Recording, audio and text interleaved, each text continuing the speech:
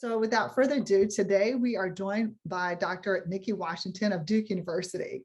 She's a professor of the practice there at Duke and the author of Unapologetically Dope, Lessons for Black Women and Girls on Surviving and Thriving in the Tech Field. She's currently the director of the Cultural Competence in Computing Fellows Program and also the National Science Foundation funded Alliance for Identity Inclusive Computing Education. Her career in higher education began at Howard University, and we actually were colleagues at the same time there. And she was the first Black female faculty member in the Department of Computer Science. I think I was number 2 in mathematics there. And at Howard, Dr. Washington, back in 2013, she created and implemented the first Googler in Residence program. Now, this project led to implementations in Googler in Residence at other HBCUs, including right down here in AUC, Morehouse and Spelman, and also North Carolina A&T, Fisk and Hampton, among others. Her work focuses on addressing diversity, equity, inclusion issues in the tech industry by really measuring and improving the cultural competence of students in undergraduate computing departments nationwide, and also, I must say, improve the cultural competence of the ecosystem to which these students will enter. She comes to us with a bunch of accolades, and her experiences includes Winthrop University, the Aerospace Corporation, and IBM. She's a proud graduate of Johnson C. Smith University, and also she earned her master's and PhD from North Carolina State, becoming the first Black woman to earn a PhD in computer science at North Carolina State back in 2005. And we also, also number 1 at UConn for math. We were also Packard Fellows. So we just have a lot of intersections in addition to the wonderful last name. She's a proud native of Durham, North Carolina, where I used to live, and I did my postdoc at Duke. We just have too many intersections. I'm not going to draw a Venn diagram. But really, her biggest role model in computer science, she says, has always been her mother, who earned a bachelor's degree in mathematics from Johnson C. Smith way back in the day in 1973. And her mom spent her entire 34-year career at IBM, beginning first as a programmer and later moving on to the management. So we're thankful for Dr. Washington for conveying the enthusiasm to inspire other people in the tech industry. And we really look forward to hearing your ideas and thoughts and challenging us to really think deeper about why cultural competence matters. Dr. Washington?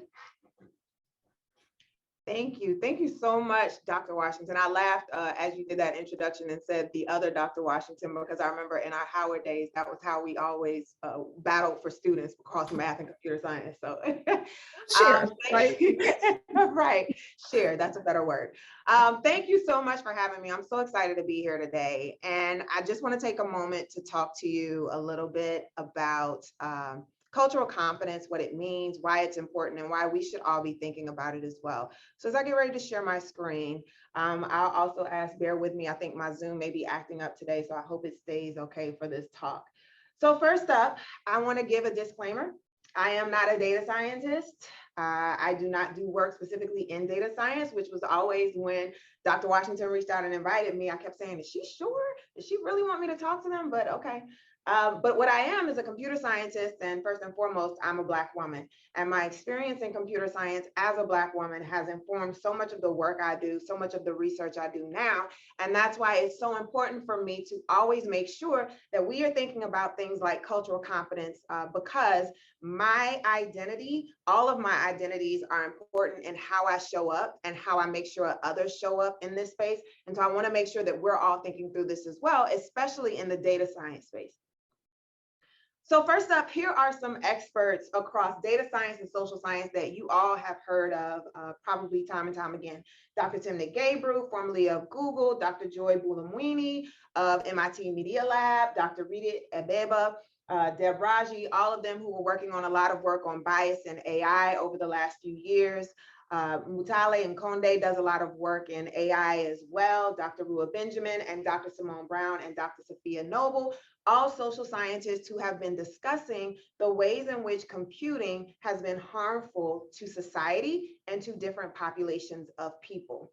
Now, why I start with this slide is because I think the work that they do is so important and so powerful. And it's also been so marginalized for so long. It was only in like the last year or so, if you remember last summer, when we were having all of these Black Lives Matter movements, that we saw companies like Amazon start to sunset some of their facial recognition technologies. Well, this was work that Dr. Gebru, Buolamwini, Abeba, and Deb Raji all were championing for a very long time. And they were being trolled and marginalized in this space, saying that this didn't make any sense. But now all of a sudden we saw this reckoning starting to happen. And I put in quotes, reckoning, where people in the tech space were finally starting to recognize that what Black women have been saying about the biases and the harm that is being caused by technology is starting to come to light and starting to be that green light moment for a lot of other people. But there's still a lot of disputed untruths, as I like to call them, not undisputed truths, but disputed untruths that are still present, not only in technology and computing, but also in society as a whole. And the first is that people are colorblind. And I think, again, if you ask any Black person, any Indigenous person especially, we can tell you that this has never been the case. But over the last year, we have definitely seen why this was not the case. We saw first in Charlottesville several years ago with some of the different white supremacists who showed up and the resulting consequences of that day. But then we also saw most recently January 6th and the different types of insurrection attempts that happened and the ways in which that's still impacting us to this day. We hear about it on the news every single day with a new insurrectionist who's been brought to justice or who's complaining about their living conditions while being incarcerated. But now we're seeing this entire fight around critical race theory as well, and the impacts that it has on so many people, not only the educators and the people who identify as Black or Indigenous or Asian, for example, but also their children, and also the people who identify as white, specifically those who believe that critical race theory is harmful to their children or them in some way. So we clearly see that people are not colorblind. But there's also been this argument that technology is neutral, because how in the world can technology be racist or sexist or classist or ableist, especially if it's not designed by that? It's designed using data, right? Everything we do in technology uses data, and data itself can't be biased. So how in the world are we at least saying, all right, I'll give you the fact that people may not be colorblind, but there's no way you can tell me that technology is neutral. That is not neutral. And I'm arguing that it isn't. And most of us are arguing that it isn't. Dr. Benjamin, Dr. Noble, Dr. Brown have already given examples of that. But my work doesn't sit in the space where they are. It actually sits inside of the computing departments. And all of those reasons why when we talk about people aren't colorblind, that's exactly what's happening in the technology environments where it's being developed. So if you look, for example, at all of these different headlines that have happened just over the last year or so, these are all activities that were specific to computing environments that were based on race, ethnicity, religion, ability, sexuality, class, there were gender as well. There were all of these ways in which technology environments were extremely harmful for people from groups that are minoritized based on their race, ethnicity, class, gender, sexuality, and ability. So how can we continue to talk about technology as well as people being neutral? We have to start to recognize that we can't fix the problems in technology until we fix the problems in the environments where they're being developed. And that environmental space is where I operate.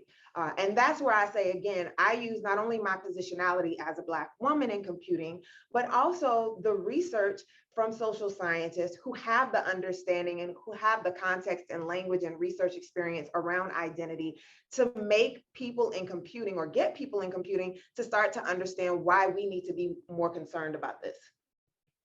So in general, there always tended to be a focus on this assumed problem, that technology replicates and amplifies societal biases, right? We finally got most people on board to admit this. Now, the solutions to this have been a little tricky.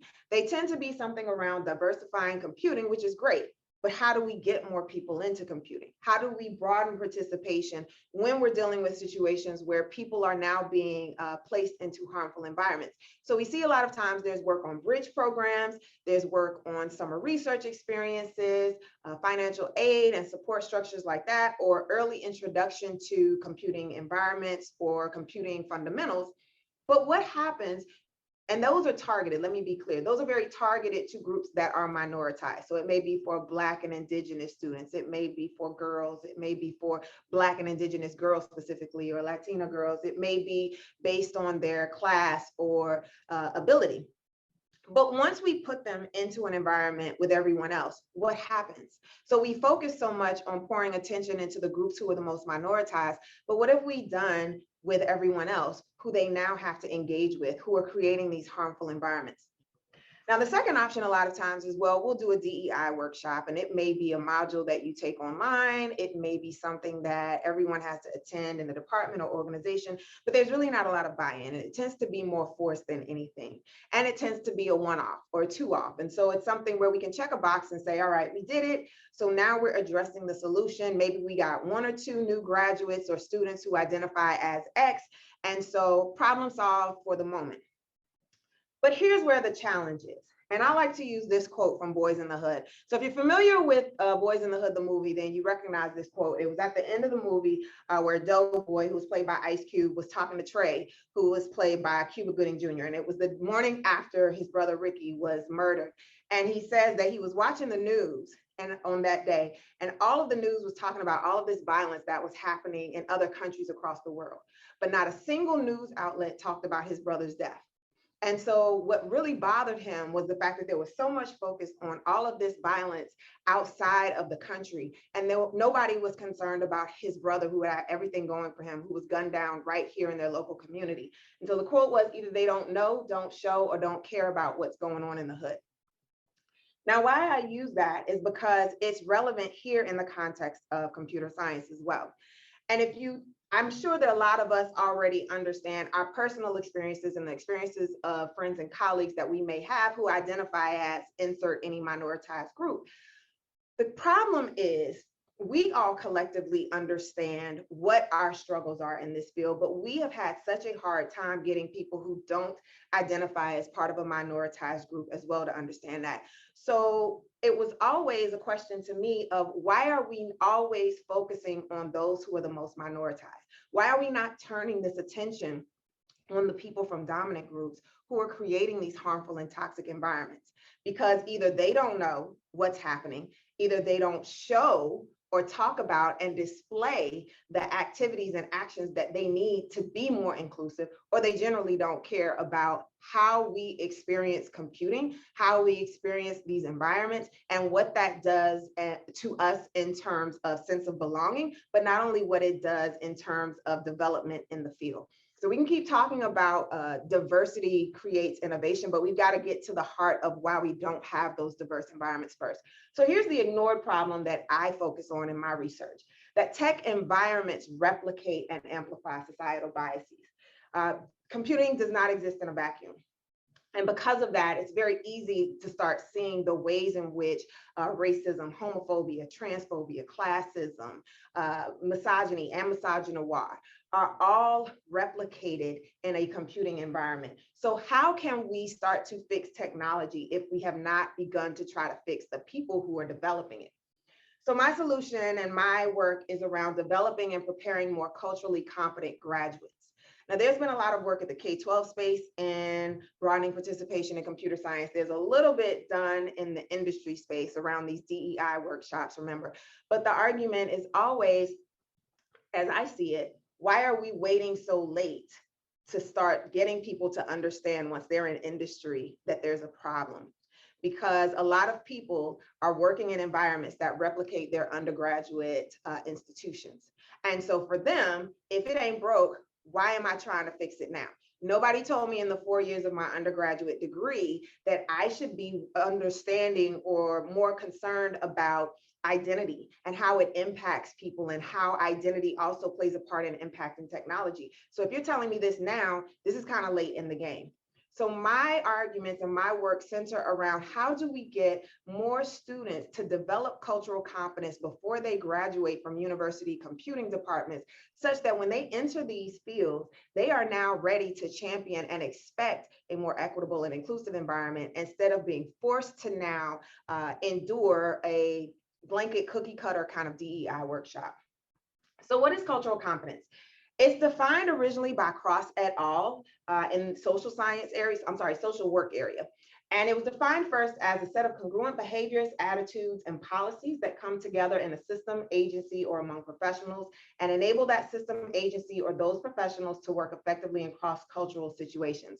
Noting here that cultural means identity, so it spans all of those different ways I defined identity before.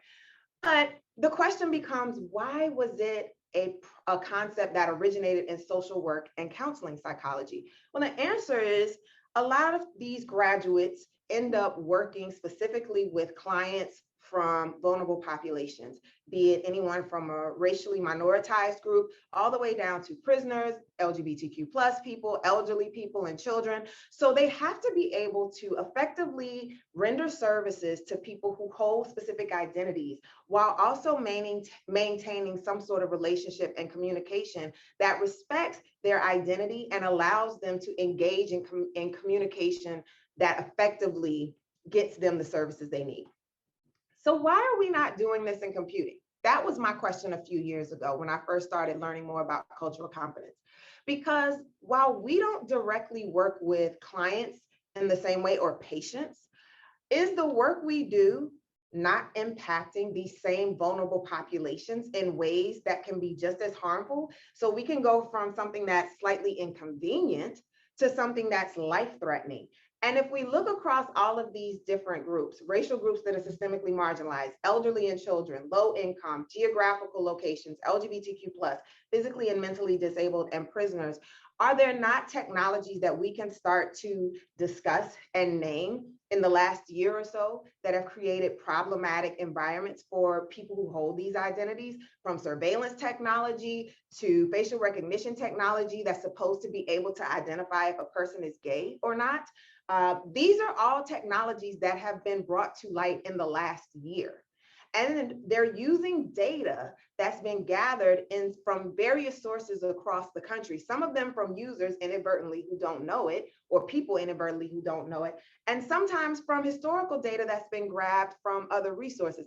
But how do we start to get students to understand that you can't just learn about algorithms as a step-by-step solution to a problem without also understanding and dissecting how the algorithms that you can create could possibly cause a lot of harm to people based on all of these identities shown here? So again, as we define identity, it's very complex and is shaped by individual characteristics, family dynamics, historical factors, and social and political contexts that create one's sense of self. Now, this was pulled from Dr. Beverly Daniel Tatum, author of Why Are All the Black Kids Sitting Together in the Cafeteria? Why I felt like understanding identity and talking about and developing cultural competence for students, particularly undergraduate students, is especially important, is because as children and young people are progressing and growing, late adolescence is defined as those ages of 18 to 24. So we're right at college freshmen and maybe into a little bit of graduate school if you're doing a PhD, master's, and PhD on. But in that time period, it's defined as more focused on cognitive development versus physical development. So at this point in late adolescence, youth or young people are thinking about ideas rationally and gaining a firmer sense of identity. And this is why we see a lot of the work that talks about improving the sense of belonging for undergraduate students who identify as X. All right, well, if we're looking to improve their sense of belonging, one of the best ways we can do that is also making sure that everyone else around them understands identity and that how other people move who don't look like me may not be the same, and the experiences they have may not be the same, and there's historical context as to why that may not be the same. But we don't get to that point a lot of times because we assume, again, technology is neutral and people are colorblind. But we've seen over and over again that tech departments mirror university computing departments. And we saw this even over the last year with what happened with Dr. Timnit Gebru, right, at Google, or we saw it with April Christina Curley at Google, or the women from Pinterest who were only allowed to get a minor settlement in the context of a white woman who then sued Pinterest for $22 million for gender discrimination. Well, Black women started that foundation for you, and you gained that on the backs of them, but they gained nothing in the context of what she earned. So we have to start to address the racism, the misogyny and misogynoir, classism, ableism, homophobia, and transphobia that exists in university computing departments before we can actually start to fix it at any kind of tech organization. Otherwise, we keep reinventing the wheel. We keep creating more people who create more harmful environments. And we also need to remember that it's not just the students who are dealing with this. So the students who have a specific identity that's minoritized are experiencing issues of sense of belonging and retention as well, and even graduation. But I want you to also think about this, especially if you are a student right now watching this talk. Your faculty who look like you, the faculty who hold minoritized identities, are also facing these same struggles of sense of belonging, retention problems, hiring, promotion, and tenure. And I want to give an example for you to try to understand this.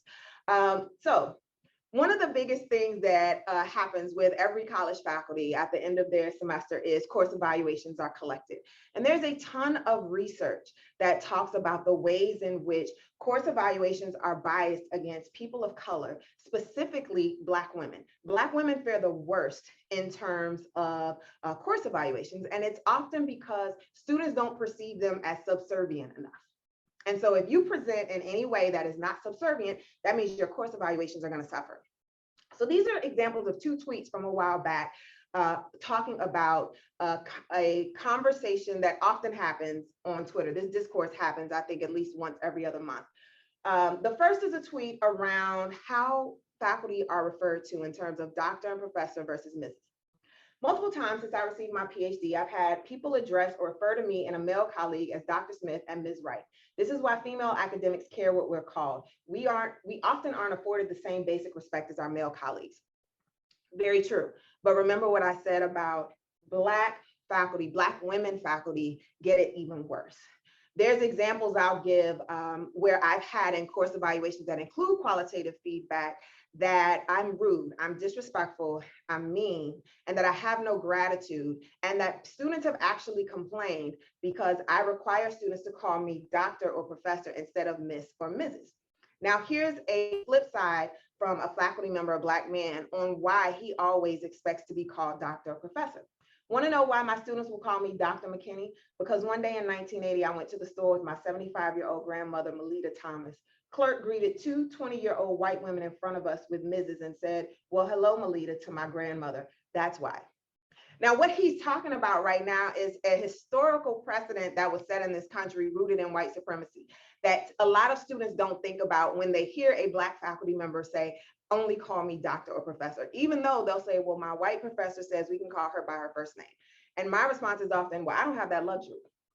But we have to remember that there's a time in this country where any Black person had to refer to every white person, whether it was an 80-year-old woman or a one-day-old baby, as Miss or Mrs. You could not look a white person in the face. You could not walk on the same side of the street as them. And the only thing that you could be referred to was by your first name, boy, girl, or something worse. And so having said that, there is a historical precedent and a Supreme Court case where a Black woman actually sued the state of Alabama to be called Miss, because when she showed up in court, the judge refused to address her with a proper honorific. He only called her by her first name and she refused to acknowledge him. And so when that happened, it made it to the Supreme Court, and the Supreme Court actually ruled in her favor. This was during the Civil Rights Movement, because they said that you have to give the same proper deference to everyone. So when you hear Black faculty, especially, honing in on this idea of honorifics and titles, it is not because we think we're better. It's because there is a precedent that's been set and a level of comfort that we don't have the privilege of moving in this space. Remember, your minoritized faculty are always dealing with the same things you are, and it's often a lot worse, because those course evaluations, when students complain about things like that, impact the hiring of more Black faculty, for example, the promotion of more Black faculty to higher ranks like associate and full professor, and the tenure status of them. And tenure means you get to keep your job there. And so one of the ways that we start to make sure that we get more students in spaces is that we need more faculty who look like them. But one can't happen without the other. So we really need everyone to understand that we all play a part in this. So as I talk about cultural competence, again, this was born out of social work and counseling psychology, but there were 5 main tenets that were originally developed: valuing diversity, cultural self-assessment, management of dynamics of difference, adaptation to diversity, and institutionalization of cultural knowledge. Now, in recent years, this has been scaled down to 4 things: attitude, awareness, skills, and knowledge. And so what you'll find is any type of assessments that are looking to measure cultural competence, like my 3C assessment and other ones that have been developed in nursing and healthcare and education, they usually are somewhere around this 4 or 5 point measurement in terms of constructs. Now, when we talk about stages of cultural competence, though, it gets a little bit more tricky because how you measure cultural competence depends on the items or the questions being asked of participants. So in my assessment, it asked them a lot of things around how they understand identity, how they understand race, ethnicity, et cetera, or even gender, what your thoughts are on things like I just talked about. For example, is it that serious for a student to have to refer to faculty as doctor or professor, or is the professor just being too harsh? Because those things start to get at the fact that maybe you don't understand the cultural nuances that happen between faculty who identify as Black and faculty who identify as something else. So in this case, if we look from left to right, the stages of cultural competence will be the worst on the left and the best on the right. So on the left side, we start with cultural destructiveness, which is the lowest point that you can be. And this is where you see white supremacy, homophobia, transphobia, all of these overt ways in which oppression and hatred are expressed. Now, the next phase, cultural incapacity, is a little bit more tricky. So this is where organizations or people aren't intentionally being destructive, but they also aren't intentionally working to be inclusive. So this is more covert ways that you see a lot of the microaggressions and macroaggressions, because I don't really believe that anything's micro at this point. These are the promotion policies or the other types of tenure policies that are designed to exclude. So I posit that a lot of the organizations that we see in tech are in this space right here, right? They're not blatantly coming out and saying a lot of the things that are problematic, because we all know that white supremacy is bad, but they're enacting policies that allow these things to kind of continue. For example, if you'll remember back in June of 2020, when everyone was protesting, I remember who came out and talked about the ways that they were going to invest money in hiring more Black faculty, Black graduates especially. But one of the things that they also talked about, the CEO mentioned that they were doing away with their badge policing policy. Now, what was Google's badge policing policy? It was effectively that anyone who worked at Google had the right to ask anyone else who they saw in any building to see their badge, to make sure that they were supposed to be where they were or that they actually worked there.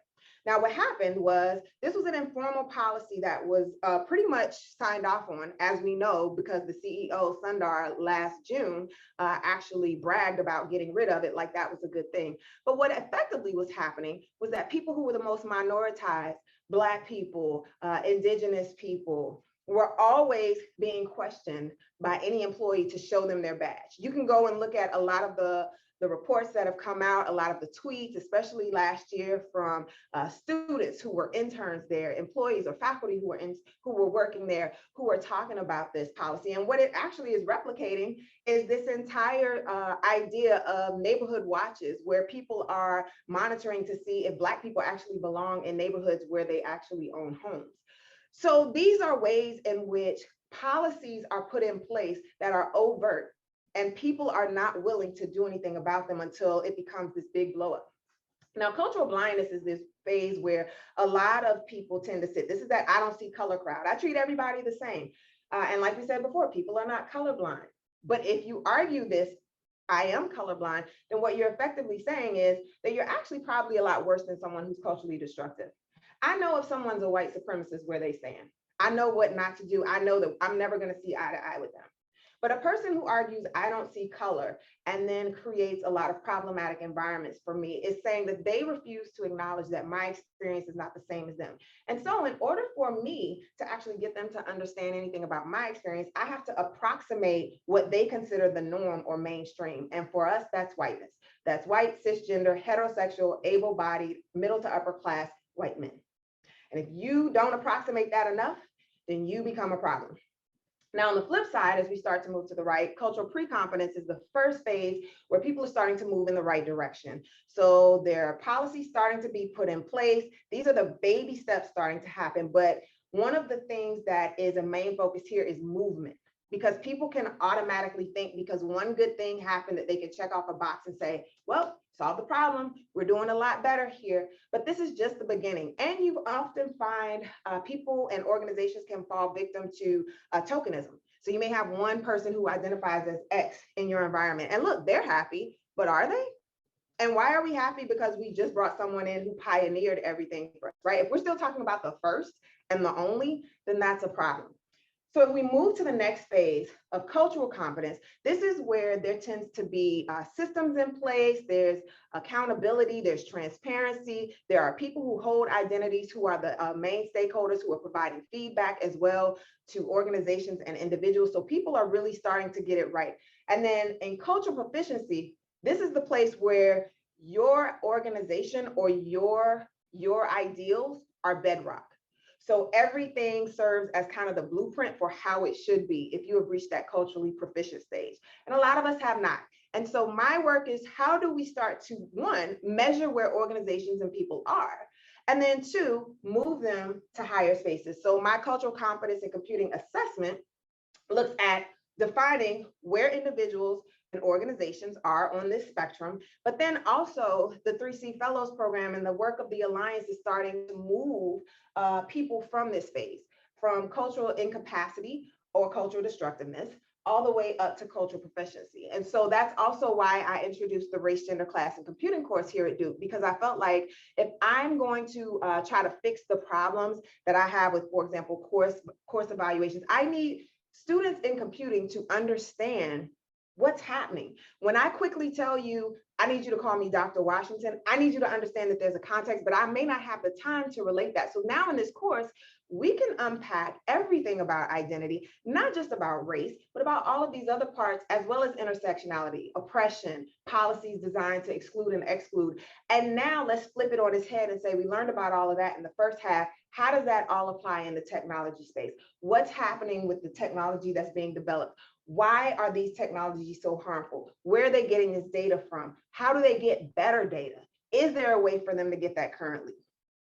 So in my work, again, I am not a social scientist. I'm also not a data scientist. I'm a computer scientist with lived experience who is trying to use that as I am a student of social sciences and bring it into computer science in a way that not only the students start to develop more cultural competence, but also the faculty and the staff, because we can't develop more culturally competent computer science students if we don't have culturally competent computer science faculty.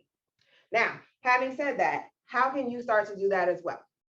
So here's some of the things that I tell everyone that we need to start paying attention to as you do your work.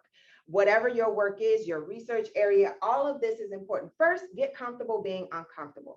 A lot of this work requires learning as well as unlearning. And even I myself, as a Black woman, graduate of an HBCU, unapologetically Black, has had to do a lot of unlearning, because there are a lot of ways in which we find that anti-Blackness, white supremacy, patriarchy, things like that have also impacted how we engage with each other, how we see ourselves, and more. Also recognizing that intention does not equal impact. So doing something and then saying, well, I didn't mean that, nobody cares what you meant. So you have to recognize and think through the fact of, how is this going to impact someone else down the road? And that takes work, that takes being accountable, that takes being uncomfortable again, and being willing to acknowledge when someone calls you out on it, accept it, and make amends. Words and language matter. I talk about this a lot of times in my class, because there are things that are said oftentimes that we don't think about how it impacts someone. And I can give a quick example. When people talk about illegal aliens, and I keep saying people are not illegal, they may be undocumented, but language matters, because you don't know who's in your orbit who may have someone who's undocumented or who may be undocumented. So we have to be very careful about the words and language we use. Pronouns, making sure that we respect people's identities and refer to them with the pronouns that they want to be referred to as. And one of the small things I tell people is, pay attention to not calling it preferred pronouns, for example, because the preferred part means that there's a preference, which means they're choosing, which is not the case. So it's just, what are your pronouns, right? Say less and listen more. This is very hard for somebody like me who loves to talk all the time. But I always tell people that you can't learn if you're always talking and speaking. So it's important to shut up and let other people talk, especially when they hold the identity that you need to learn more about. Become students of social sciences. I cannot say this enough. And I'm going to show a slide with a couple of books and things that include information from different people. But those women that I referred to on those early slides, Dr. Benjamin, Dr. Brown, Dr. Noble, they have some amazing books. They have some amazing content that you can learn from, not just in the computing context, but just in general in society. Understand that identity is more than just race. So even though a lot of us may hold a racially minoritized identity, there's some spaces where we operate in privilege. And I have to tell people a lot of times, remember that I am a cisgender heterosexual woman. So me being cisgender means I operate in a space of privilege. Me being able-bodied means that I operate in a space of privilege. Even though the intersection of all those identities means I'm still oppressed as a Black woman, I have to recognize the times in which I am presenting or creating possibly harm because I'm not recognizing my own privilege.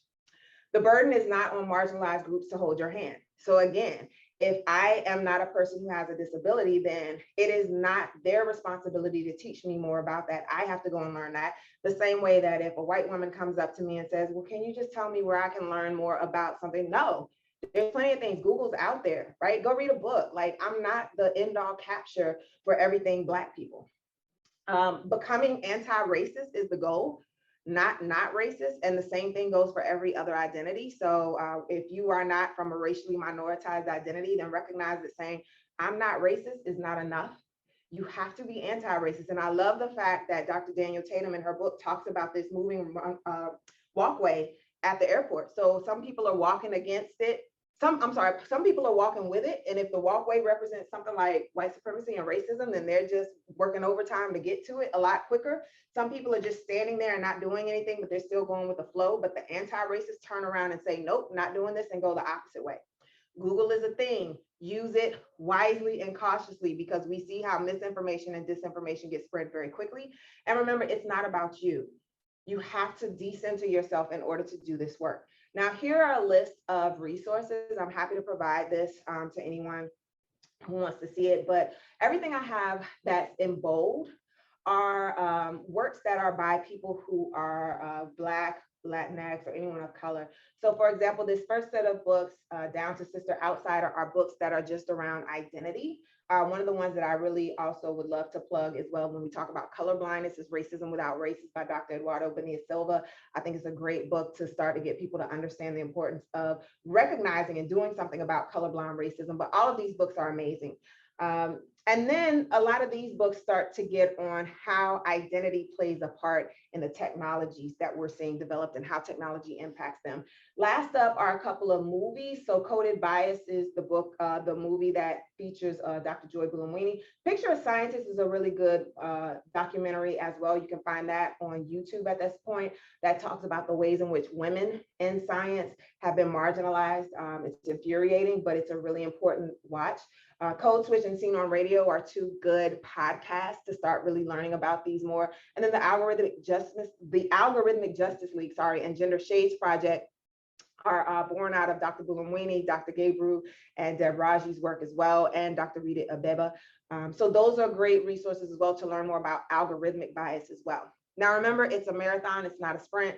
So this is going to be a continuous cycle for you, but being that we are all well aware of computing, we understand a lot about agile development and how everything kind of goes in iterations. And so because of that, you have to remember that every little piece matters, but you need to keep improving and iterating upon your process along the way.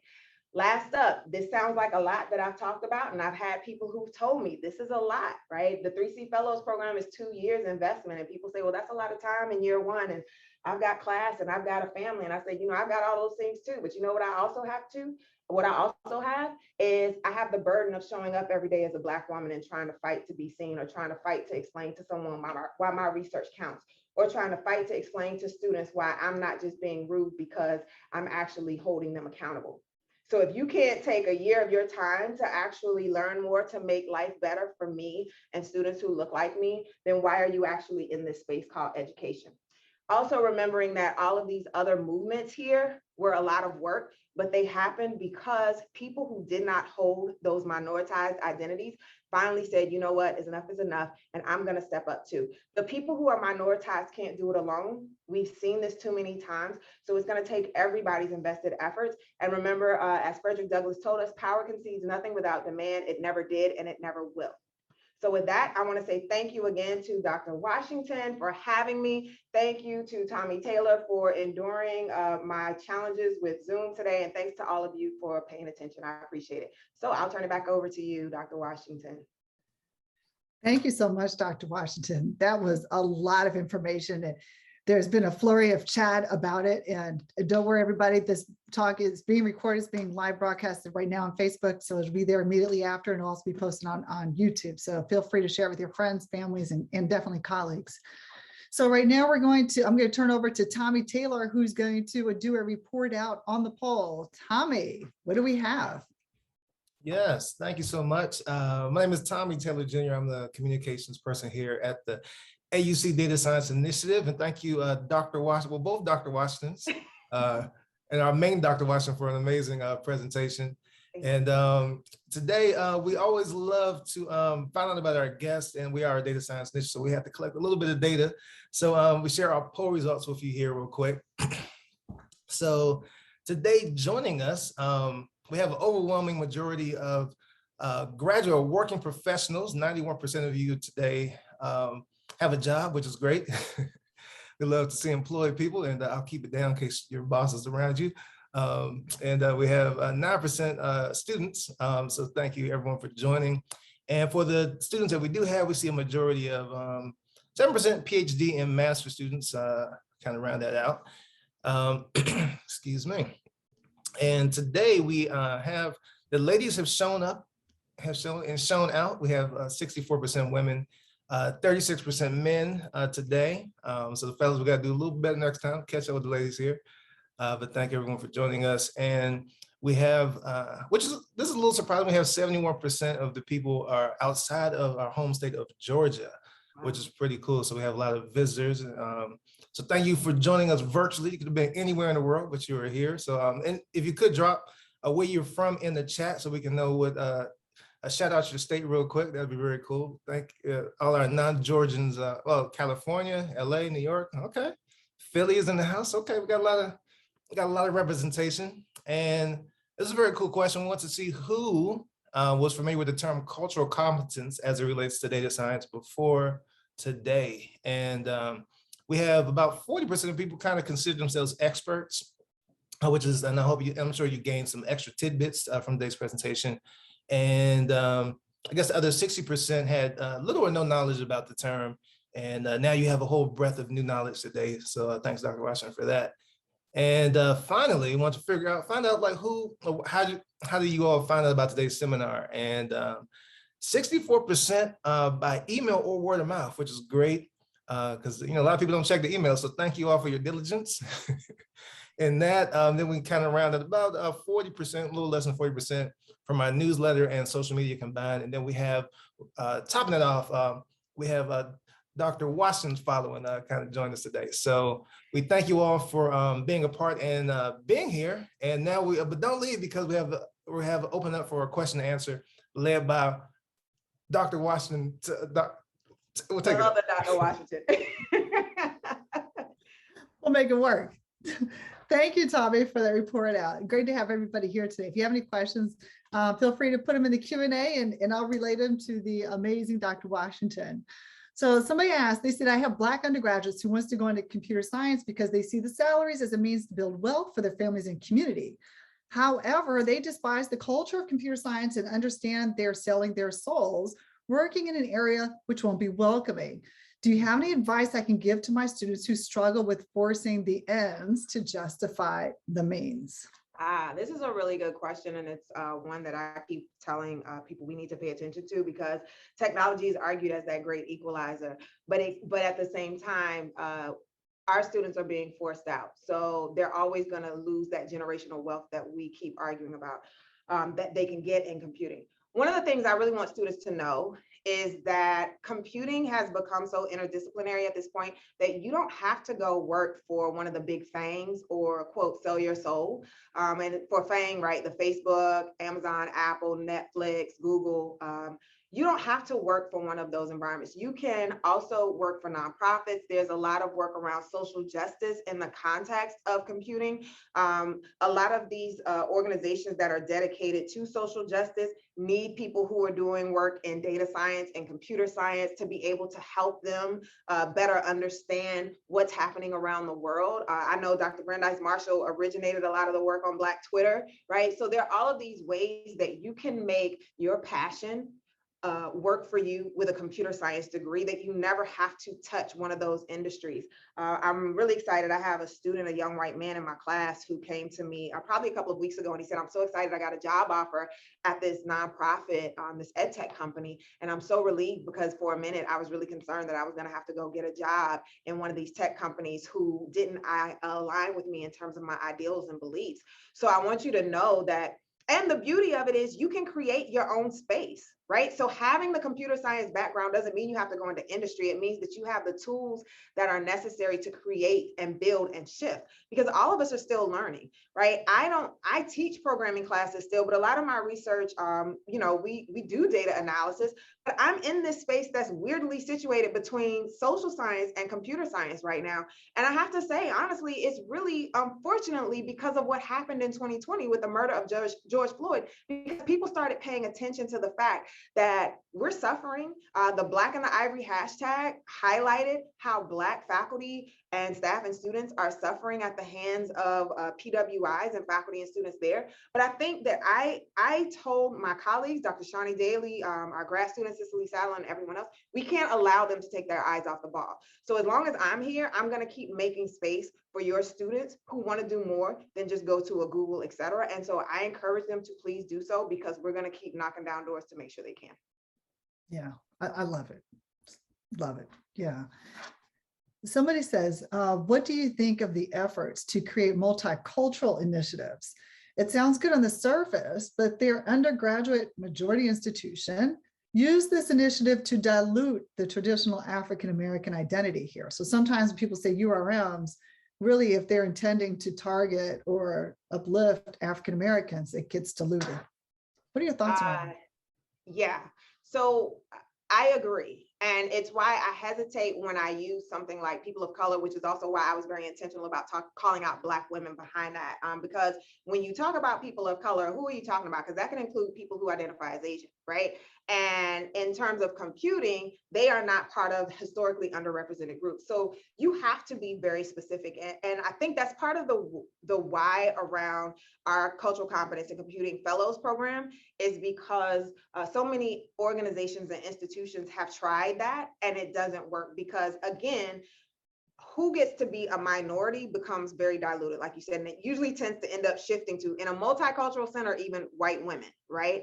And so our work says you have to be intentional about what you are doing and stop, I would say, even trying to create these multicultural initiatives, because it continues to center the students who have been experiencing the most harm. Stop pouring into them and saying, okay, we've given you all of this mentoring, et cetera, now go thrive in this oppressive environment that continues to harbor white supremacy, sexism, misogynoir, and all of these things. Why are we not turning the lens on them? So I would argue to a lot of these institutions to stop focusing on the students who are the minoritized ones and focus on making sure everyone else understands the ways they're impacting them. And by doing that, you start to create an environment that's inclusive and equitable for anyone from diverse identities. But we can't do that if we keep saying, I'm going to devote efforts to making sure Native students, for example, have more mentoring, or Black students have more scholarships. I totally agree, because we have a lot of programs, or not a lot, maybe not enough. We have programs that target URMs, like students of color, what have you. But then it's like, if we prepare them, what are we preparing them for? How are we looking at the ecosystem and making sure that they're coming into an institution, coming into a work environment that will actually support their growth and development? Absolutely. They don't need fixing. Absolutely. That was one of my issues. Even when we were at Howard, my former chair, Lee Burge, and I would always talk about that. It's like, we're pouring into these students so much and we're trying to prepare them. But when they get out here into the world, we can't control how y'all treat them. And so what do we do about that? So that's been my goal over the last 2 to 3 years, is shifting that narrative. So we can still have those initiatives, but they're only going to be marginally successful because we'll keep losing people like we do, right? The K-4 Center has the Tech Leavers report that talks about all of the reasons why people end up leaving tech, specifically those from minoritized groups. That's true. Yeah. So somebody says they were talking about they identify as a white cis man. And he said that he's been aware of the issue that women and Black women especially often don't get referred to by their actual titles as a form of disrespect. But he goes on to say that his own personal philosophy or preference has been that people can be very casual with him. And he's questioning if his intention of being casual about his own title harmful for his Black male colleagues, or does it exacerbate the problem by making them seem harsher or more demanding by comparison? It's kind of hard to tell someone how to be, but I will say this: the questions that you're arising are absolutely true, right? You've existed in a place of privilege for so long that you didn't have to think about these things, right? It didn't matter if someone referred to you by first name because it allowed you to create a rapport. And I've had colleagues who told me that, I established a rapport with my students. And I said, well, I don't have the luxury of that, right? And so I think that in order to be a better advocate and co-conspirator, I'm not using the word ally because ally is very passive, right? In order to be that person who you really say you are, because I see a lot of white folks, for example, who have hashtag Black Lives Matter or whatever else, in order to really put your money where your mouth is, then being more formal would absolutely create an environment where everyone is treated equitably, right? And those are ways that you can start to make changes without having to involve those colleagues who identify as Black. And they will recognize it. And when students tell you or complain about it, then you need to have that same conversation with them and explain to them, just the same way that I explained here, how that's harmful and how everyone needs to be referred to the same. And even though I may be comfortable with it, I understand that as a white man, that I move differently. That's good.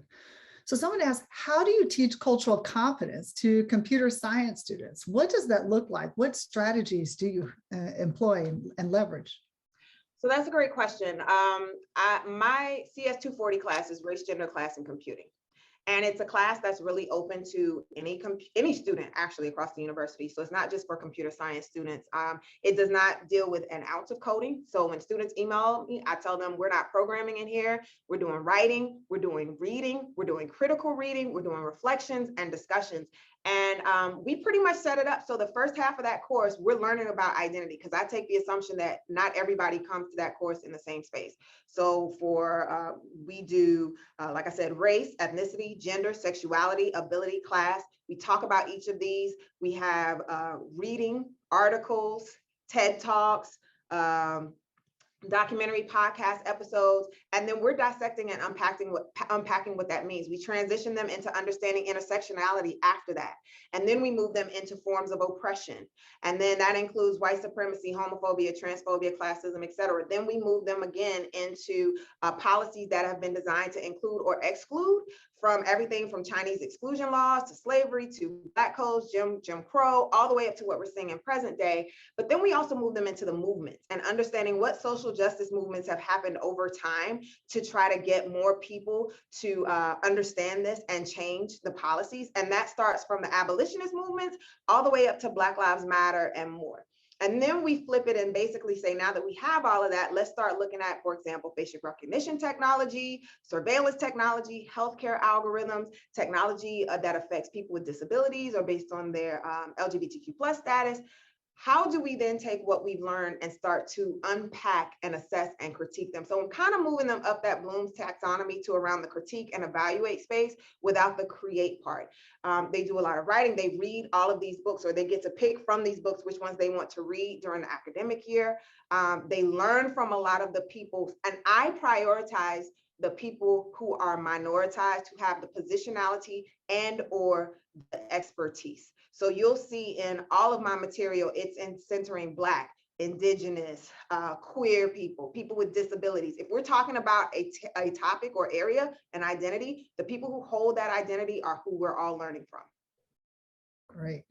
So I'll close it out with this last question here. So they said that they're in the tech industry and they have a lot of international co-workers that they interact with on a daily basis who have a different sensitivity, lacking sensitivity towards cultural competency, diversity, equity, and so on. What pointers do you have on how to navigate this tech workplace environment? So what if you had your 3 key takeaways, and talking to that person that's in that tech environment that's really not a healthy one with respect to DEI, what would be those 3 pointers you would give them? First up, document everything. Keep meticulous notes because you never know when you will need them. And when I say keep meticulous notes, I'm talking about James Comey style. Like as soon as it happens, you get in your car and you write it down, right? The next thing is identify who actually could be a potential co-conspirator or a resource for you.